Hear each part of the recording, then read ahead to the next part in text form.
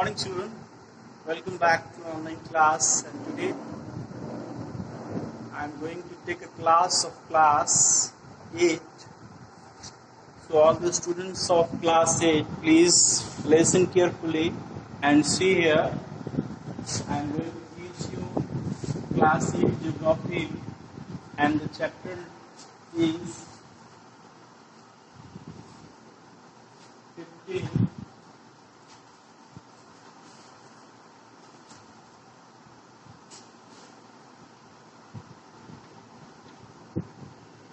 Chapter number 15, land and soil.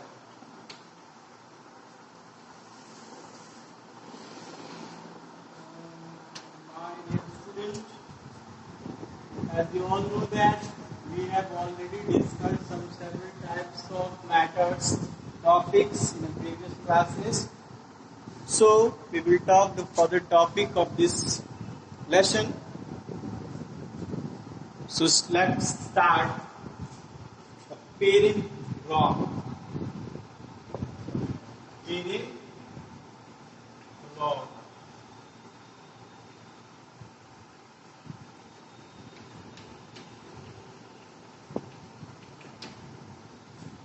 चलिए start करते देखते पेरेंट रॉक क्या है। देखिए कि compress the original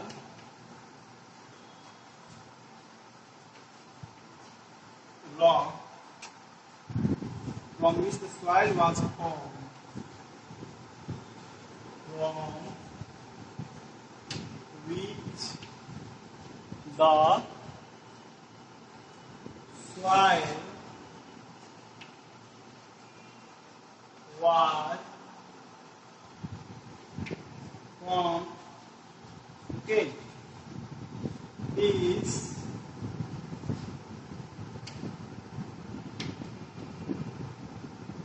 determine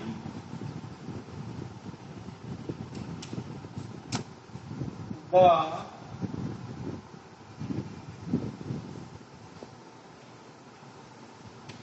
type of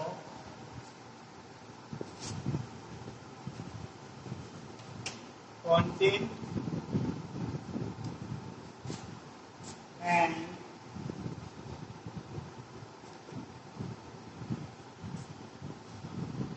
the fixture of the soil. Okay.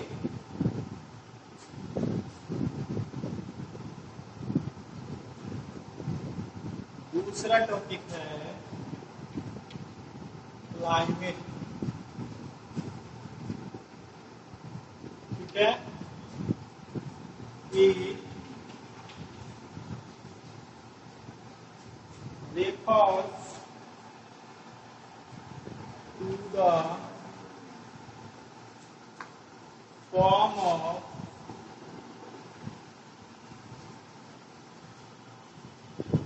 temperature and determines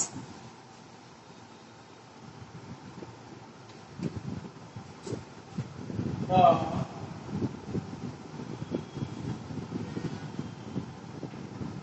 properties of soil. Okay, like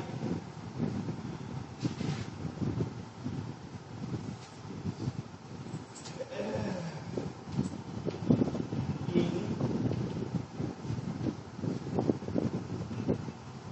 equatorial region where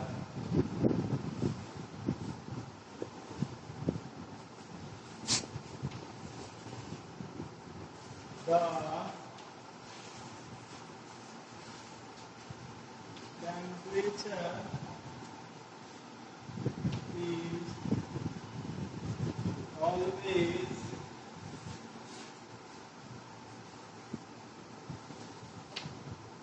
I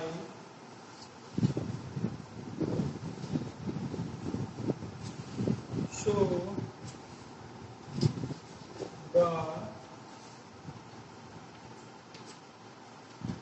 nutrients and the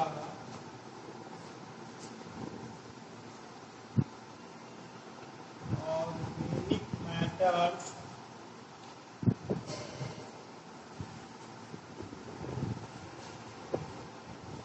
are very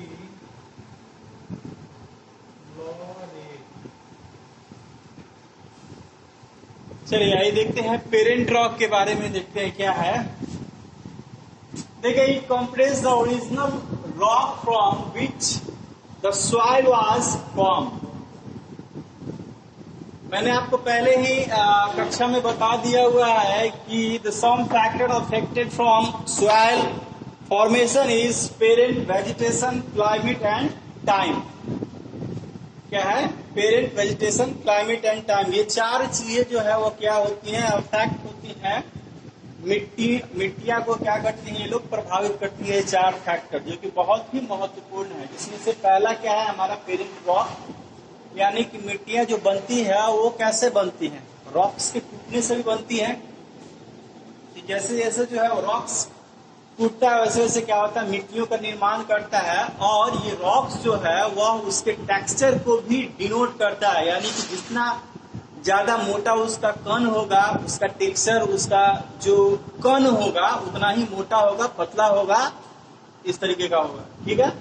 the compression of original, it compresses the original rock from which the soil was form.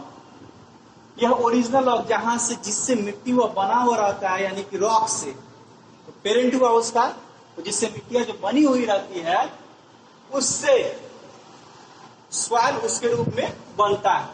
And this determine the type of content, और यही निश्चय करता है कि मिट्टी कैसा होगा, किस तरीके का होगा, उसके कण कैसे होंगे, उसमें कौन सी प्रॉपर्टी जो है वह पाई जाएगी। फिर दूसरा है हमारा क्लाइमेट का। The climate refers the form of temperature. Climate मतलब, अगर क्लाइमेट की बात कर रहे हैं तो वहां के टेम्परेचर के बारे में बात कर रहे हैं। वह निश्चय करता है कि उसकी मिट्टी की जो है वो प्रॉपर्टी कैसी होगी। अब जहां के देखिए, अब फ्रीज जोन की बात कर ले रहे हैं, वहां तो रोशनी भी नहीं पहुंचता है, सालों भर बर्फ से घिरा हुआ रहता है हमारा नॉर्थ पोल और साउथ पोल। और नेचुरल वेजिटेशन के नाम पर एक आध कोई पेड़ पौधा हो जाता है। ठीक। जम्मू कश्मीर को ले लीजिए, अगर वहां पे अगर चाहा जाए, अगर गेहूं का और धान का खेती होना पॉसिबल नहीं है वहां, क्योंकि वहां का क्लाइमेट जो है वो सपोर्टिव नहीं है। दूसरी बात, एक और एग्जांपल लेते हैं, जितने भी इक्वेटोरियल रीजन में हमारे नेचुरल वेजिटेशन आते हैं, फॉरेस्ट आते हैं, आपको पता है कि इक्वेटोरियल रीजन में क्या है? हमेशा the sun rays always on direct fashion. Sun का जो रेज है वो एकदम पृथ्वी पर डायरेक्ट फैशन में पड़ता है, और डायरेक्ट फैशन में पड़ने के कारण क्या होता है? बहुत खतरनाक गर्मी पड़ती है। और खतरनाक गर्मी पड़ेगी तो क्या होगा? इवेपोरेशन उतना ही खतरनाक होगा, यानी कि इवेपोरेशन का रेट ज्यादा होने से बारिश भी ज्यादा होगी। तो हमेशा क्या रहेगा? टेम्परेचर जो है वो हाई रहेगा। साथ ही उसके जमीन पर जो है उसके पेड़ इतने लंबे लंबे होते हैं ना कि उसके जमीन तक बहुत कम ही रोशनी जो है वह 9 के बराबर जो है वह पहुंच पाती है, जिसके कारण ऑर्गेनिक मैटर्स भी उसको कम मिलते हैं, लो मात्रा में पाए जाते हैं। ठीक है। लेकिन वही अगर लो सरफेस में देखा जाए तो ऑर्गेनिक मैटर्स जो है वह ज्यादा पाए जाते हैं। ठीक है। तो चलिए नेक्स्ट टॉपिक देखते हैं हम लोग।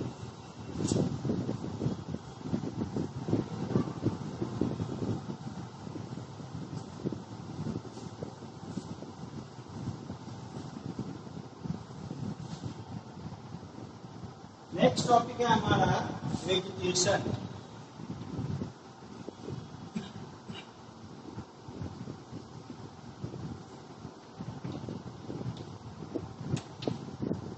वेजिटेशन में देखते हैं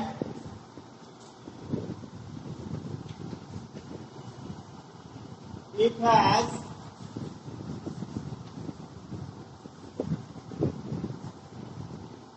deep impact on the soil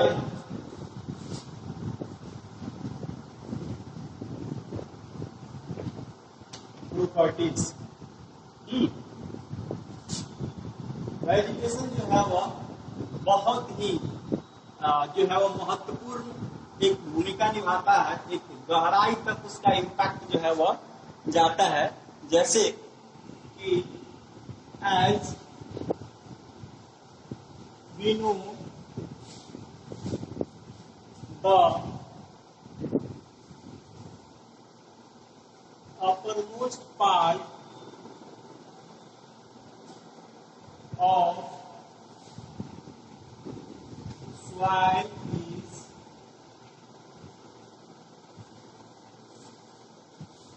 important for trees, but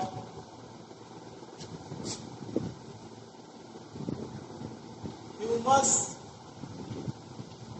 is a vital thing that always influence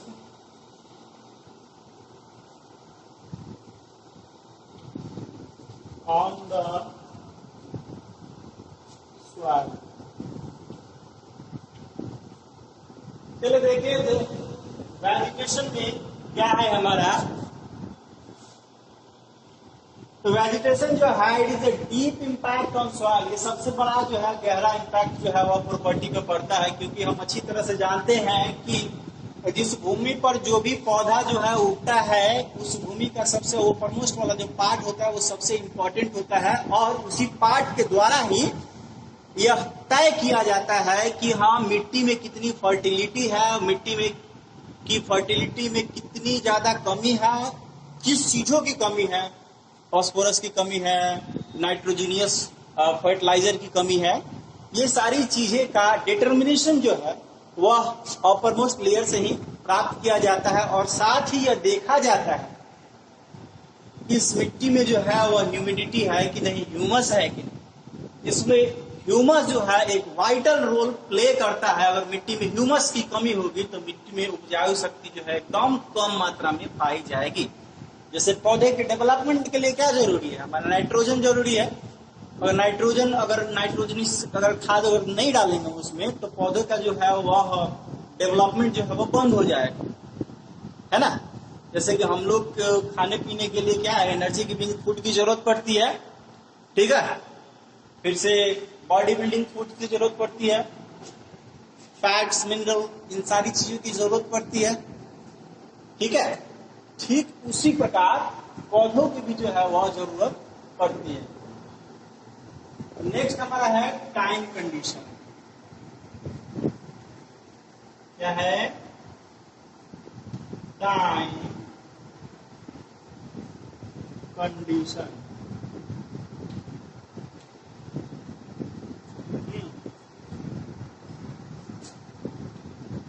It is also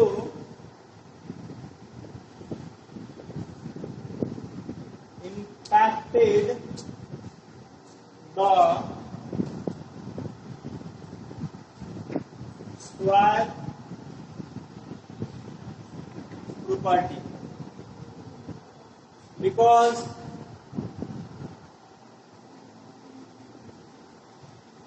we all know that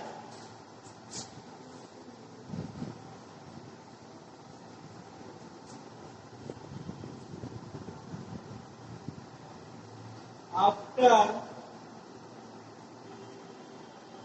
a long time the soil form so it is also depends the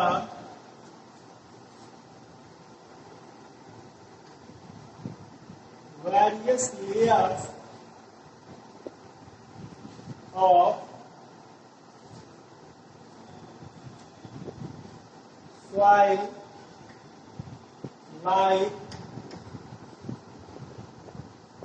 color and property. चलिए time condition देख लिए। Time condition का होना भी जरूरी है मिट्टी के फॉर्मेशन में, क्योंकि हम लोग अच्छी तरह से जानते हैं कि मिट्टियां जो है वो 1-2 दिन में बनने वाला कोई चीज नहीं है जो आसानी से 1-2 दिन में बनकर तैयार हो जाता है। दूसरी बात अगर हम देखते हैं तो ये भी एक सबसे बड़ा फैक्टर है टाइम कंडीशन, जो कि जिसके कारण मिट्टी की गुणवत्ता, मिट्टी के गुण उससे पूरे समय के साथ व्याप्त होते हैं, मिल जाते हैं। साथ ही जो मिट्टियों की लेयर होती है वो डिटरमाइन कर देती है, वो हमें दिखा देती है कि उनमें क्या क्या प्रॉपर्टीज है। और मिट्टियों का यही जो क्लासिफाई करने में बड़ा मदद करता है, जैसे कि उसके कलर में चेंजिंग आ जाता है, उसके रूपरेखा में, उसके जो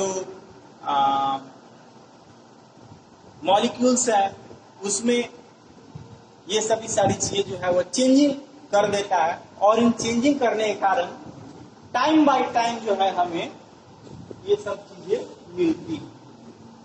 ठीक है। और नेक्स्ट हमारा है soil profile.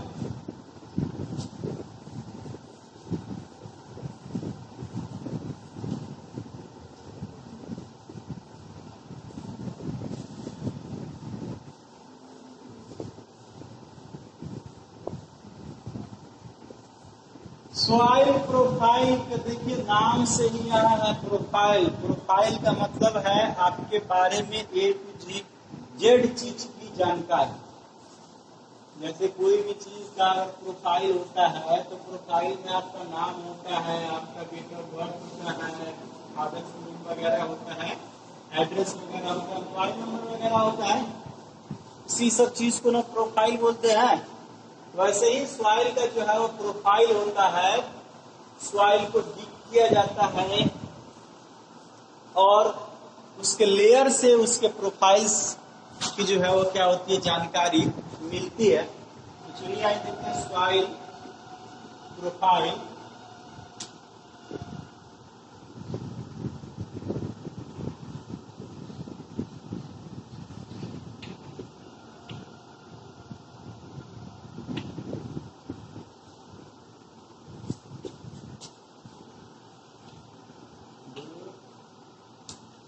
And several factors affect soil, its properties,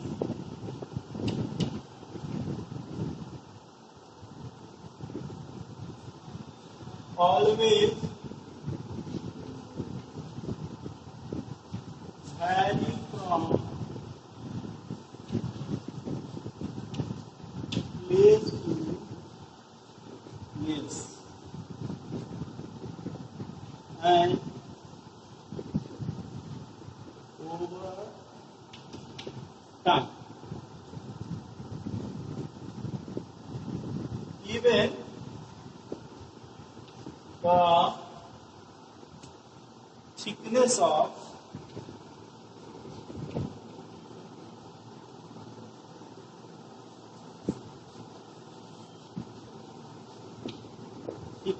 soil is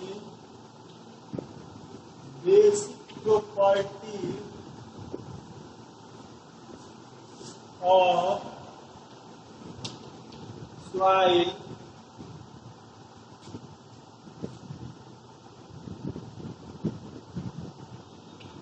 varies from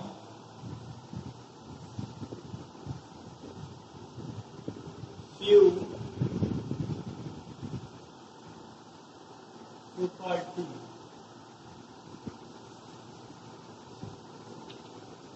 ठीक है?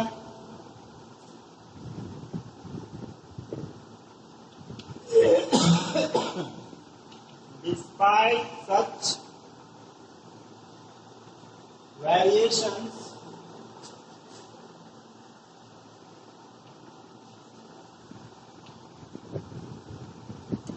soils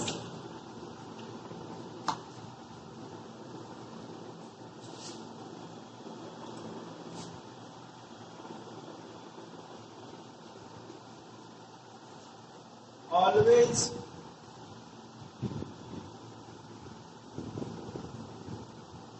one form to another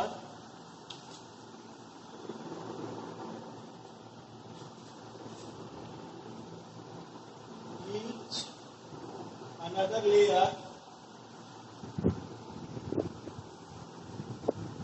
each layers gives a origin and this structure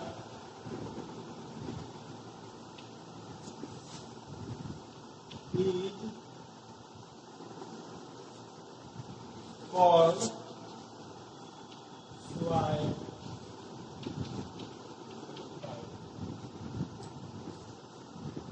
ठीक है, तो चलिए देखते हैं हम लोग सॉइल प्रोफाइल। देखिए as a several factor of fact soil property, बहुत सारे ऐसे जो फैक्टर्स है, घटक है, जो सॉइल के प्रॉपर्टीज को जो है वो क्या करते हैं, अफेक्ट करते हैं।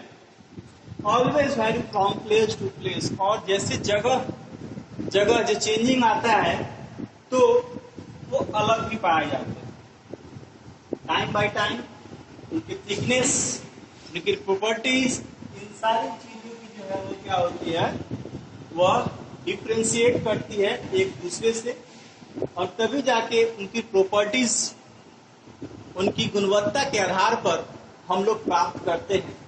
कहीं से भी अगर छोटा अगर कुछ भी अगर टिक किया जाए और ले, तभी देखते हैं कि मिट्टी का जो लेयर्स है वो हमेशा अलग अलग पाया जाता है। तो कुछ कुछ सेंटीमीटर्स पे आप देखेंगे 2 सेंटीमीटर 1 सेंटीमीटर उसका जो थिकनेस है वह पाया जाएगा, जिससे हम ये पाया जाएगा तो हम देखेंगे कि उनकी जो सॉइल की जो प्रोफाइल है, यानी कि क्लासिफाई करने का जो एक मेजरमेंट बना हुआ है, वही स्ट्रक्चर जो है वह कहलाता है हमारा सॉइल प्रोफाइल। तो ठीक है, आज की क्लास में बस इतना ही, और अगले क्लास में हम पढ़ेंगे डिफरेंट सारे सॉइल्स के बारे में। तब तक के लिए खुश रहें, धन्यवाद, और कोरोना से बचते रहें।